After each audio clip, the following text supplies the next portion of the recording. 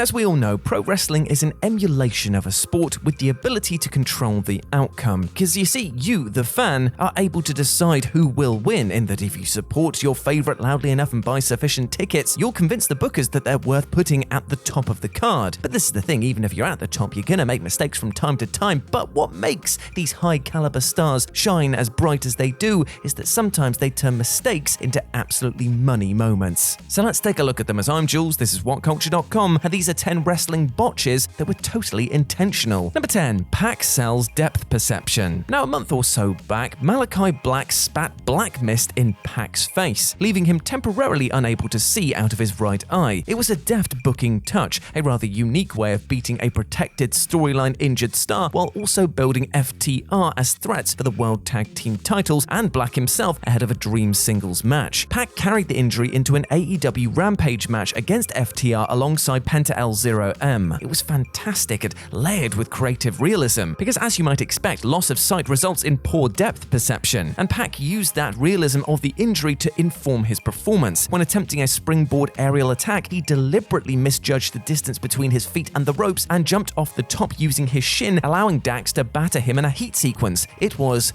brilliant. Number 9. Nick Jackson sells worked over ankle. Across 2018, the Young Bucks refined their meta spot monkey spoof act as they evolved into a babyface role. Their breakneck matches were still twisting, pulsating masterclasses, but they were elevated by considered, authentic feeling selling, anguished facial expressions, and sudden jarring moments of peril that made it seem like all hope had been lost. Their best New Japan Pro Wrestling match was against Evil and Sanada at Dominion 2018. For a start, there was actually a good Tower of Doom spot in it, which is so much harder to pull off than people realize. And it actually made sense because Nick, who had f***ed over his ankle by smashing it against the ring post, had to take his time to set up the stereo suplex. The ankle had been hurt so much that Evil was able to execute the double powerbomb. In another great spot, Nick attempted to complete the Meltzer driver but couldn't support his ankle and tumbled dramatically to the canvas. He engineered sympathy through a mistake that doubled as a heart-pounding swing of momentum. And the Bucks evolved this layer of storytelling further still in AEW as, number 8,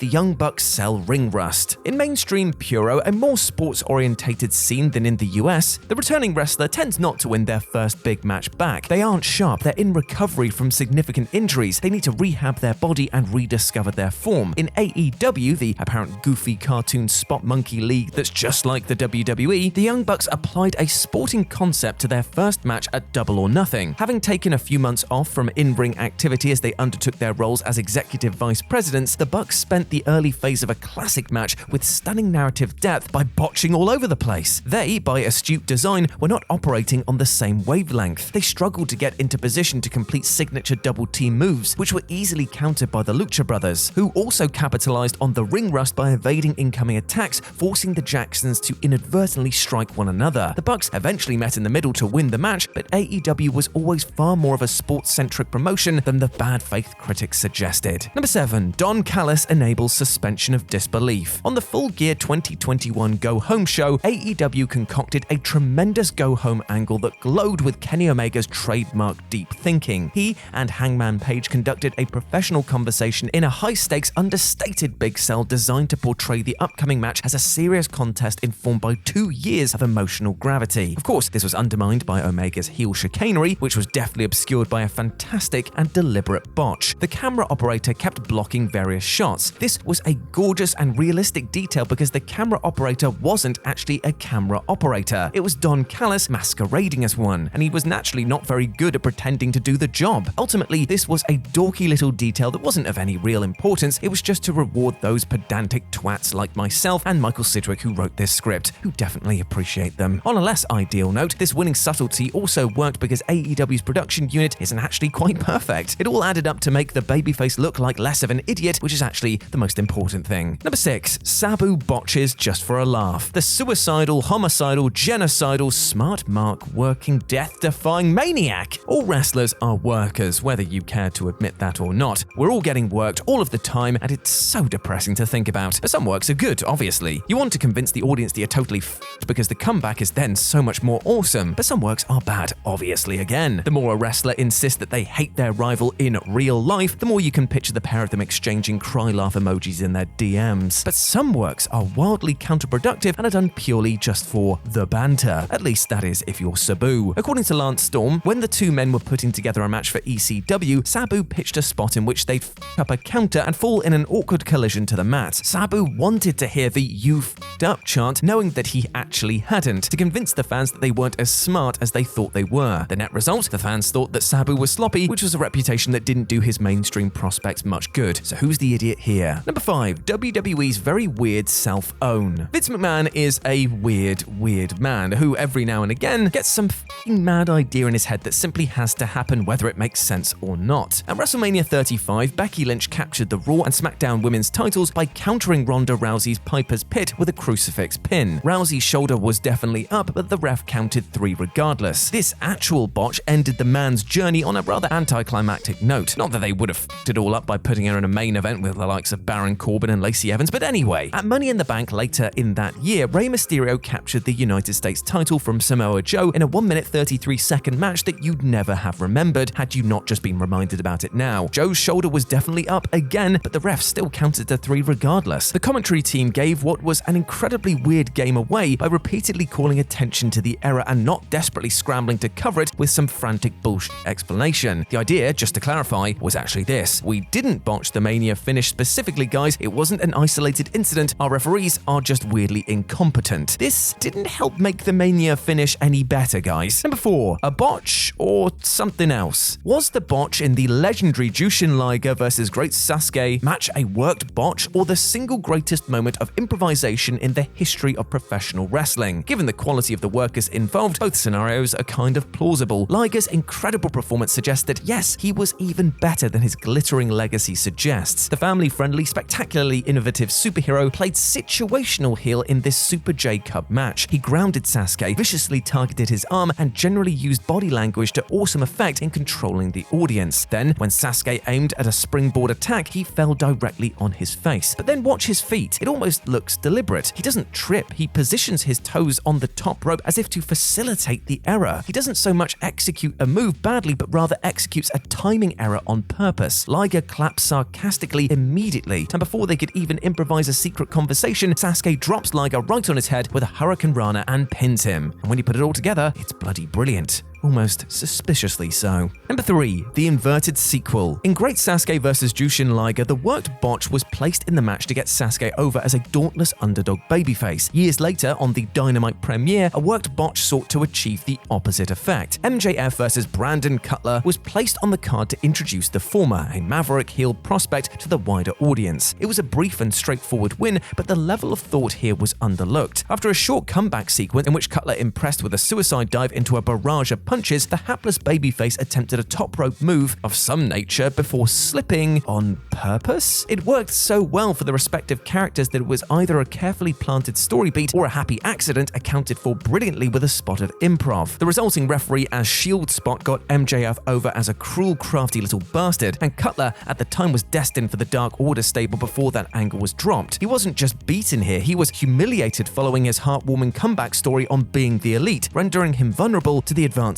of a cult. Number 2. AJ Styles. Botch or storytelling. Back in 2015, at the height of his actually phenomenal indie run reinvention, which in collaboration with his New Japan stint elevated him to the very forefront of the best in the world conversation, AJ Styles worked the Shikara King of Trios tournament alongside the Young Bucks. On night 1, he botched a springboard attack on worker Ant, who looked nonplussed at what to do before AJ improvised with an enziguri. Before the botch informed a mini angle that ran across subsequent nights. On the next night, he sized up the ropes, ready to launch into a springboard forearm, but hesitated. He was apprehensive about slipping again, so he stepped through the ropes instead in what was a cute, self-deprecating comedy spot. He was met with a punch in the face, and so had to regain his confidence. And that he did after the third night, on which his attempt was thwarted by Team Fight Club Pro, in the final opposite Team AAA, where he brought his confidence crisis bit to a close by successfully leaping off the rope. Yes, look, it was definitely a botch, but everything else was a deliberate deliberate and quite brilliant spot of realistic storytelling in a very daft promotion. And number 1, Shawn Michaels and Mankind go meta. At SummerSlam 1996, Shawn Michaels bollocked Vader for being out of position and kicked him in the head. It was rather typical of his megalomaniacal bullshit.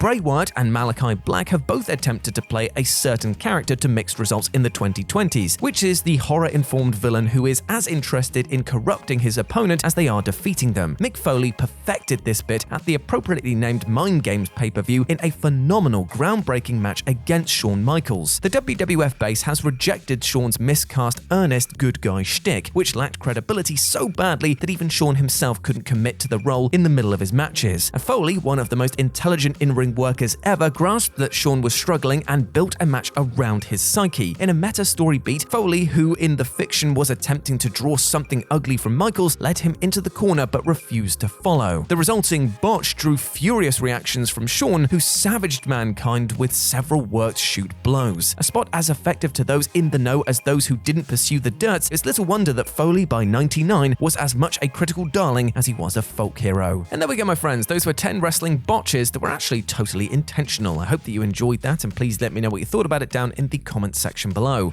As always, I've been Jules. You can go follow me over on Twitter at RetroJ0, or you can swing by Live and Let's Dice, where I do all of my streaming outside of work, as well as my Warhammer battle reports if you're a nerd and into that sort of thing, because I'd love to see you over there, my friends. As always, I've been Jules. You have been awesome. Never forget that, and I'll speak to you soon.